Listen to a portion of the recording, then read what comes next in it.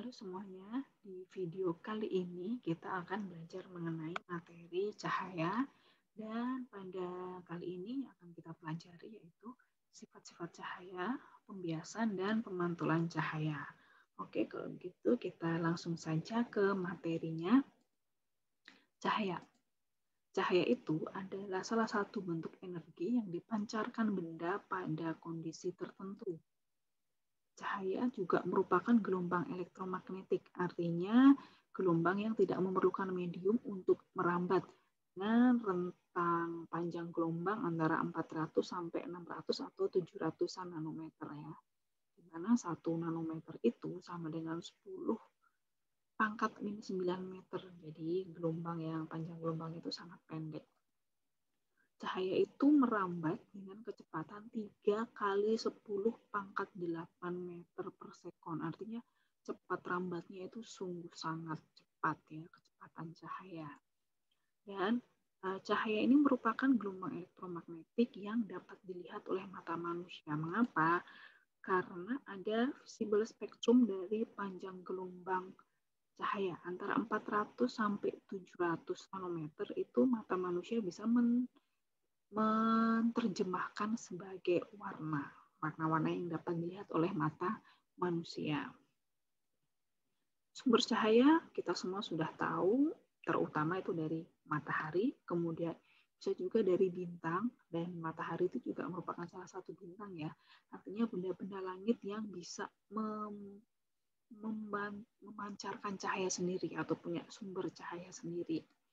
Kemudian sumber cahaya bisa dari api, bisa dari lampu, atau bahkan mungkin bisa juga dari binatang seperti kunang-kunang yang menghasilkan cahaya ya, yang berpendar. Nah, sifat-sifat cahaya itu antara lain dapat menembus benda bening atau benda transparan, kemudian dapat dipantulkan atau direfleksikan, kemudian dapat diuraikan atau dibiaskan menjadi beberapa warna, dan kemudian dapat merambat lurus, memiliki energi, merambat tanpa medium, dan dapat membentuk partikel atau gelombang sehingga menimbulkan suatu dualisme gelombang cahaya, yaitu akan kalian pelajari lebih lanjut di tingkat SMA. Nah, ketika kita mempelajari cahaya, kita akan sering mendengar atau menggunakan istilah sinar. Apa itu sinar? Sinar itu adalah garis atau berkas-berkas cahaya. Jadi ketika kita belajar materi cahaya, kita membuat pembentukan bayangan, kita sebenarnya tidak menggambar cahaya, tapi kita menggambar sinar. Nah, sinar ini disimbolkan dengan garis lurus. Nah, jadi sinar itu ternyata juga dapat membentuk bayangan gelap atau umbra dan bayangan kabur atau penumbra, dark shadow and soft shadow ya, yang tercipta apabila sinar yang bergerak lurus itu terhalangi oleh benda yang tidak tembus cahaya. Jadi ada bayangan yang sangat gelap atau bayangannya yang mungkin agak kabur ya, atau disebut dengan penumbra. Nah, sinar itu merupakan garis-garis cahaya atau tadi berkas-berkas cahaya. Kalian sering menemukan dalam kehidupan sehari-hari, misalnya kalian bisa melihat sinar matahari terutama di pagi hari, atau sinar laser nih, misalnya ketika ada konser, ketika sebelum corona menyerangkan masih banyak konser, kita bisa melihat pertunjukan sinar laser, yaitu merupakan berkas-berkas cahaya laser, kita sebut sebagai sinar laser. Berkas-berkas cahaya matahari kita sebut sebagai sinar matahari. Nah, cahaya kan tadi salah satu sifatnya dapat dipantulkan atau direfleksikan. Nah, seperti apa sih pemantulannya? Kita saksikan video berikut ini.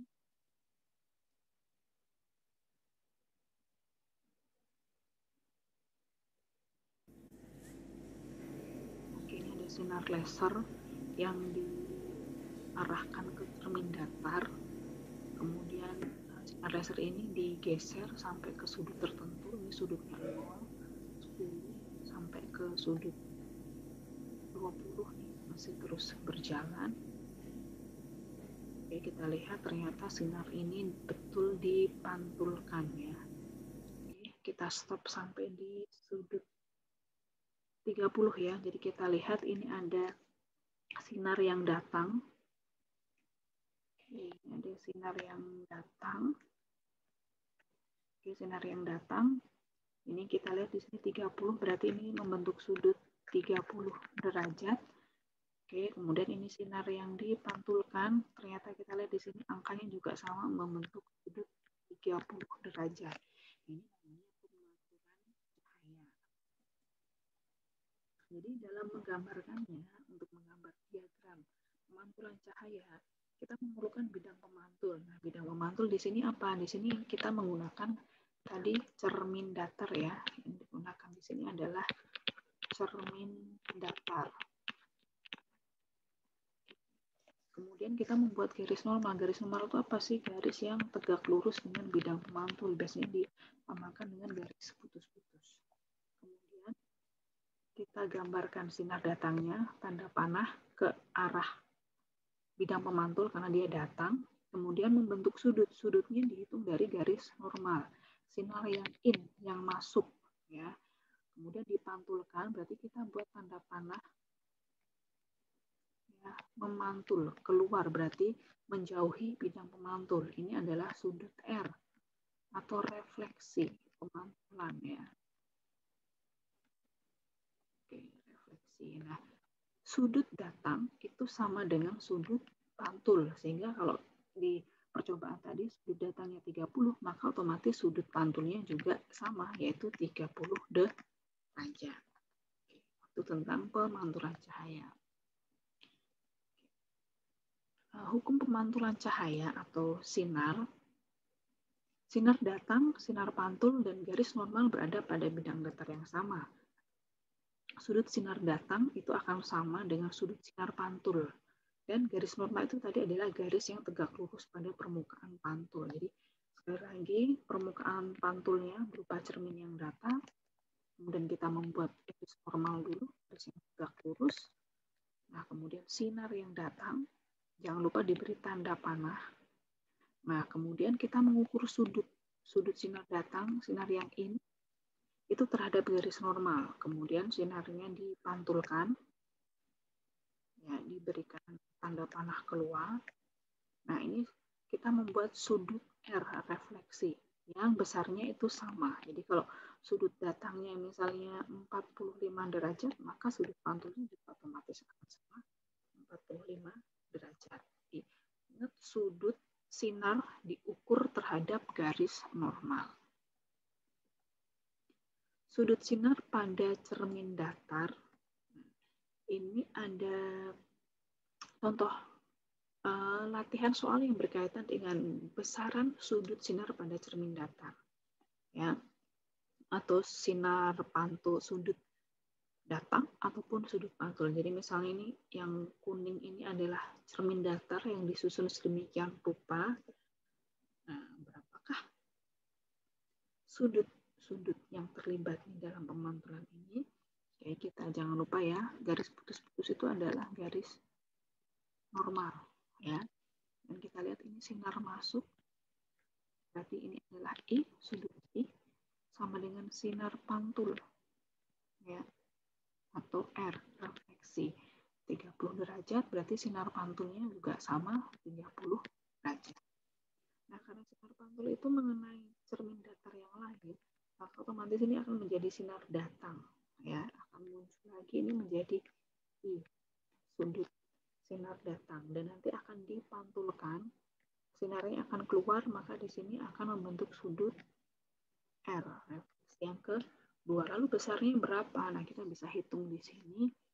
Ini siku-siku, makanya otomatis 90 derajat. Kemudian 30, nah 90 derajat. Berarti di sini 60. Ingat, segitiga itu sudut maksimalnya itu adalah 180 derajat ya. Maka 60, 90, 150, maka di sini 30 derajat. Maka di I ini, I besarnya adalah 60 derajat. R besarnya akan sama dengan sudut sinar datang, maka R di sini juga sama 60 derajat. Yang berikutnya sama ya, ini latihan soal. Ternyata susunan cerminnya agak sedikit berbeda. Kita lihat di sini sinar datang dari bawah sini ya. Ya, ini garis normal yang putus-putus ini. Oke, membentuk sudut datang 65 derajat, maka otomatis sudut pantulnya juga akan sama 65 derajat. Sinar pantul, jangan lupa diberi tanda panah, ternyata mengenai bagian cermin yang lain, ini menjadi sinar datang.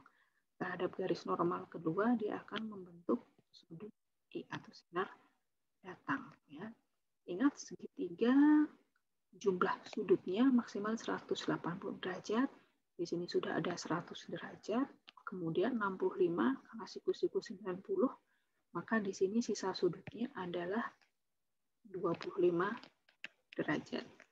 Maka untuk sudut di sini berarti di bagian sini 180 derajat kurangi 100 derajat.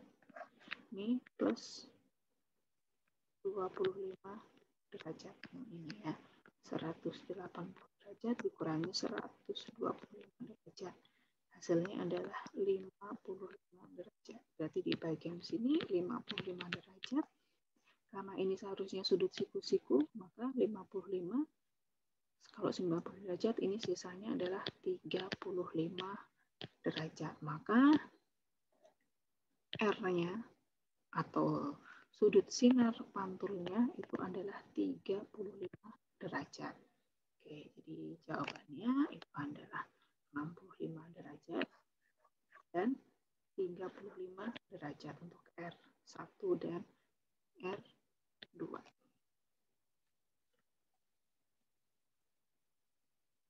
Nah, pemantulan sinar itu ternyata ada dua macam. Yang pertama adalah pemantulan spekular atau pemantulan yang teratur, itu apabila cahaya atau sinar mengenai permukaan yang halus dan sudut pantulnya itu seragam.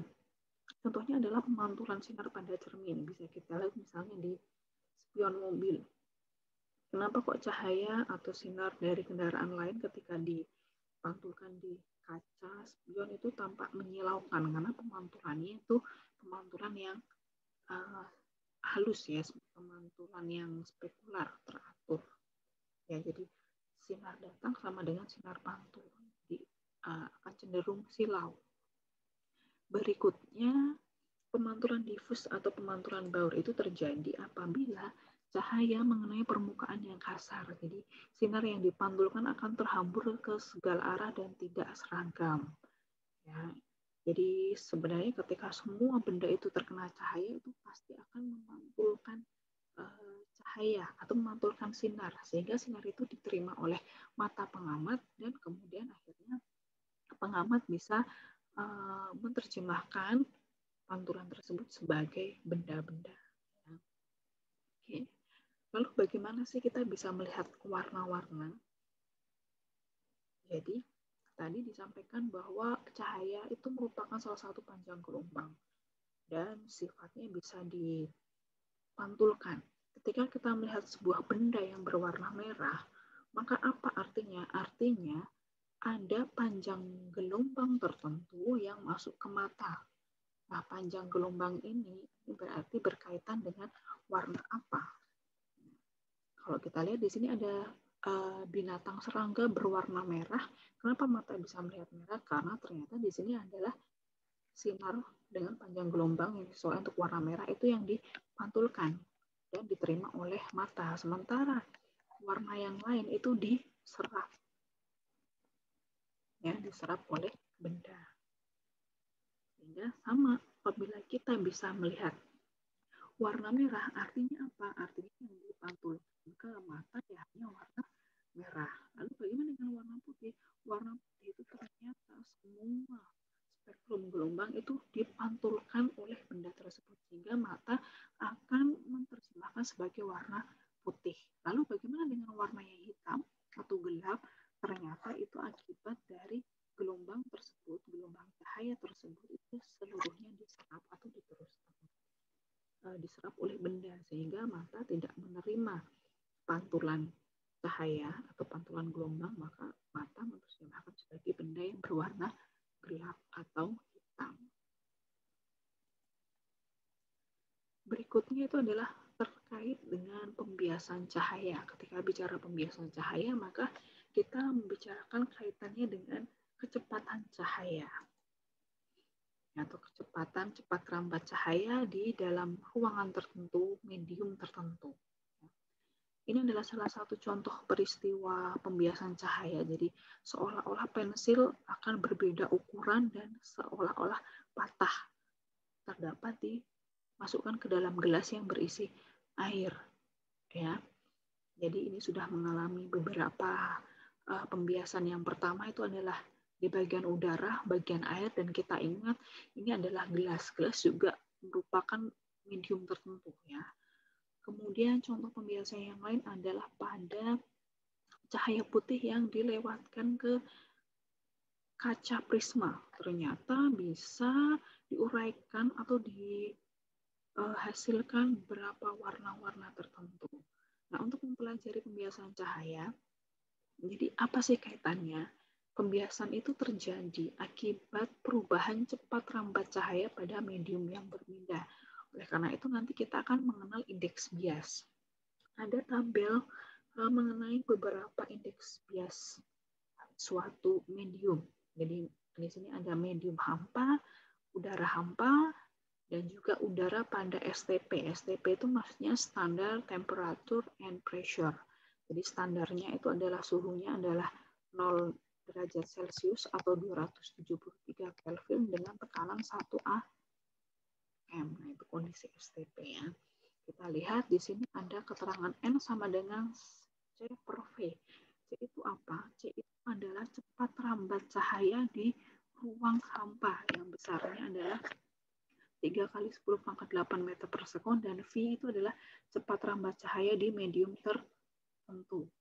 Jadi kalau kita lihat pensil ini dari medium udara, kemudian dimasukkan ke medium air, kemudian kita melihat bahwa ternyata benda ini juga ada di medium gelas atau di medium kaca. Jadi melibatkan beberapa benda. Kita lihat air, kemudian udara, bahkan kaca mempunyai indeks bias yang berbeda-beda ya. Nah, indeks bias ini menimbulkan apa? Menimbulkan tadi peristiwa atau fenomena pembiasan. Nah, ini adalah indeks bias medium yang kita peroleh dari mana? N ini diperoleh dari membandingkan cepat rambat cahaya di ruang hampa dengan cepat rambat cahaya di medium tertentu. Nah, kita juga perlu mengetahui mengenai plan paralel atau kaca 3 dimensi. Ini adalah kaca yang bentuknya tebal dan ini sangat baik untuk mendemonstrasikan peristiwa pembiasan. Jadi kita lihat ini adalah beberapa contoh kaca 3 dimensi, kaca yang tebal-tebal bisa berbentuk setengah lingkaran ya. Ada juga yang berbentuk balok ataupun berbentuk prisma. Nah, kita bisa melihat di sini ada sinar laser yang dibelokkan atau dibiaskan akibat adanya perbedaan kecepatan cahaya di medium yang tertentu. Ya. Nah, ilustrasinya seperti apa sih? Jadi, ketika cahaya melalui medium tertentu, itu pasti akan mempengaruhi kecepatannya. Cahaya akan cenderung mempunyai kecepatan yang rendah apabila mediumnya ini lebih rapat. Ketika mediumnya lebih rapat, maka cahaya akan cenderung memiliki kecepatan rendah. Sedangkan pada medium yang lebih kurang rapat, itu cahaya akan punya kecepatan yang lebih tinggi. Ya. Jadi misalnya ada cahaya yang datang dari medium udara atau medium yang punya kerapatan lebih rendah,